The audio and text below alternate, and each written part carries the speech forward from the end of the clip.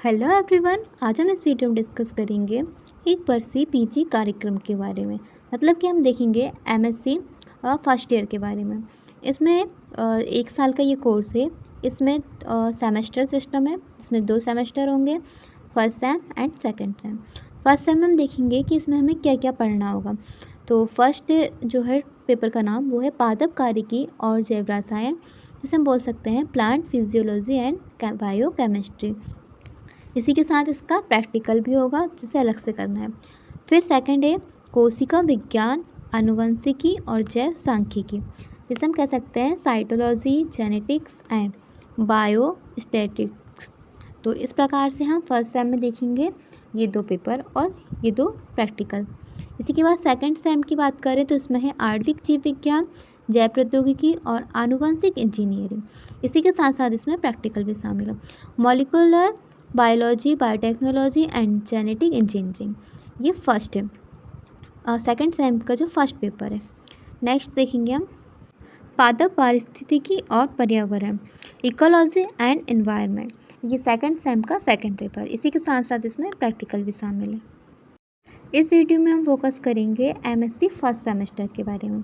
इसमें देखते हैं हम ये कुल इस प्रकार से 4 पेपर में मतलब कि डिवाइड है, जिसमें कि 2 पेपर हैं और 2 प्रैक्टिकल हैं। तो फर्स्ट जो है वो है CC 31। ये पाठ्यक्रम का कोड है, ठीक है। और इसमें पाठ्यक्रम का शीर्षक क्या है वो है पादप कार्यकी और जैव रसायन। सेकंड पेपर होगा कोशिका विज्ञान, आनुवंशिकी और जैव सांख्यिकी। इसी के साथ साथ मतलब कि फर्स्ट का ही जो प्रैक्टिकल होगा वो होगा और सेकंड होगा सेकंड का प्रैक्टिकल। मतलब कि फर्स्ट का प्रैक्टिकल होगा पादप कार्यकी और जैव रसायन का प्रैक्टिकल, और दूसरा होगा कोशिका विज्ञान, आनुवंशिकी और जैव सांख्यिकी। अभी इसमें हम डिस्कस करेंगे जो फर्स्ट सेम का भी जो फर्स्ट पेपर है पादप कार्यकी और जैव रसायन, इसके बारे में। तो इसका पाठ्यक्रम का कोड क्या है CC 31 और पाठ्यक्रम शीर्षक है पादप कार्यकी और जैव रसायन, ठीक है। इसमें लिखा हुआ है कि NEP के अनुसार किसी छात्र को UG के संबंधित प्रमुख माइनर विषय में 4 वर्षीय स्नातक डिग्री ऑनर्स या 4 वर्षीय स्नातक डिग्री रिसर्च विद ऑनर्स के साथ या संबंधित विषयों में न्यूनतम 40 क्रेडिट के साथ 1 वर्षीय PG डिप्लोमा करने के बाद 1 वर्षीय PG कार्यक्रम में दाखिला लिया जा सकता है। मतलब कि हम जो 1 वर्षीय MSc करते हैं उसकी रिक्वायरमेंट है कि हमें इतना कुछ करना पड़ेगा इसके लिए। इसमें क्रेडिट मूल्य कितने हैं? 6 क्रेडिट का ये पेपर है और कुल मार्क्स होगा 100 का, जिसमें अधिकतम मार्क्स कितने 100 होंगे और जो न्यूनतम मार्क्स मतलब जो पासिंग मार्क्स होंगे वो कितने होंगे 40। फर्स्ट यूनिट है परिचय पादप जल संबंध, परिचय और पादप जल संबंध, ठीक है। इसमें देखेंगे इतिहास एवं पादप फिजियोलॉजी और जैव रसायन के क्षेत्र में भारतीय वैज्ञानिक ऋषि पराशर का योगदान, JC बोस, P महेश्वरी, गोविंद जी, SM सरकार, श्री रंजन का प्लांट फिजियोलॉजी में योगदान। इसी के साथ जल क्षमता और इसके घटक, अंतरकोशिकीय जल और विलय आयन, पोषक तत्व और मैक्रोमोलिक्यूल्स, परिवहन और झिल्ली परिवहन प्रणाली, मिट्टी से जड़ों द्वारा जल और विलय अवशोषण, जाइलम के माध्यम से जल और विलय परिवहन, जाइलम के पार परिवहन की क्रियाविधि, वाष्पोत्सर्जन, रंध्रों के खुलने और बंद होने की क्रियाविधि और विनिमय, बिंदु उत्सर्जन। इसी के साथ साथ फोटो एसिमिलेट्स, स्थानांतरण और इसके लोडिंग और अनलोडिंग तंत्र को समझेंगे। इसमें कि ये एक न्यू चीज़ जो यहाँ पे ऐड की गई है वो है यहाँ पे गतिविधि। हमें यहाँ पे कुछ प्ले करना होगा, जैसे कि यहाँ पे लिखा हुआ है पादप कार्यकी के क्षेत्र में भारतीय वैज्ञानिकों पर भूमिका पर रोल प्ले। तो ये हमें क्लास में करना पड़ेगा। नेक्स्ट यूनिट है सेकेंड यूनिट, वो है प्रकाश संश्लेषण। इसमें हम डिस्कस करेंगे सामान्य अवधारणा, प्रकाश संश्लेषी तंत्र का विकास, प्रकाश संश्लेषी वर्णक और प्रकाश तंत्र, जल का प्रकाश ऑक्सीकरण, इलेक्ट्रॉन और प्रोटॉन परिवहन की क्रियाविधि, कार्बन आत्मसात केल्विन चक्र और उसका विनिमय, प्रकाश शोषण और उसका महत्व, C4 चक्र और उसका विकासात्मक महत्व तथा अंधेरे में CO2 स्थिरीकरण, CAM मार्ग, प्रकाश संश्लेषण को प्रभावित करने वाले कारक, कृत्रिम प्रकाश संश्लेषण की अवधारणा। इसमें भी हमें गतिविधि करनी है, वो क्या है क्लास वर्क होगा ये। प्रकाश संश्लेषण के इतिहास पर हमें समूह चर्चा करना है। थर्ड यूनिट है श्वसन और लिपिड चयापचय। इसमें देखेंगे हम ग्लाइकोलाइसिस, ऑक्सीडेटिव पेंटोस फास्फोट मार्ग, जिसे हम बोलते हैं पीपीपी।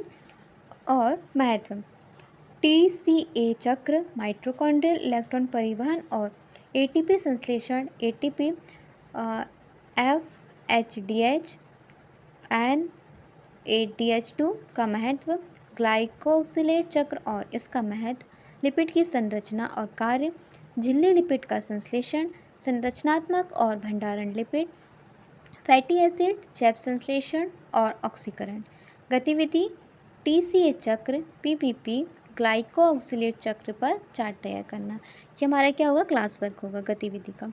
नेक्स्ट है 4th यूनिट जो है नाइट्रोजन चयापचय और द्वितीयक मेटाबोलाइट्स। इसके अंतर्गत हम डिस्कस करेंगे नाइट्रोजन अवशोषण और नाइट्रोजन चयापचय का अवलोकन, नाइट्रोजन स्थिरीकरण तंत्र, नोड्यूल गठन, अमोनियम आत्मसात, अमीनो एसिड जैव संश्लेषण, पादप द्वितीयक मेटाबोलाइट्स का परिचय, संश्लेषण और भूमिका, टर्पेन, फिनॉल और नाइट्रोजन यौगिक।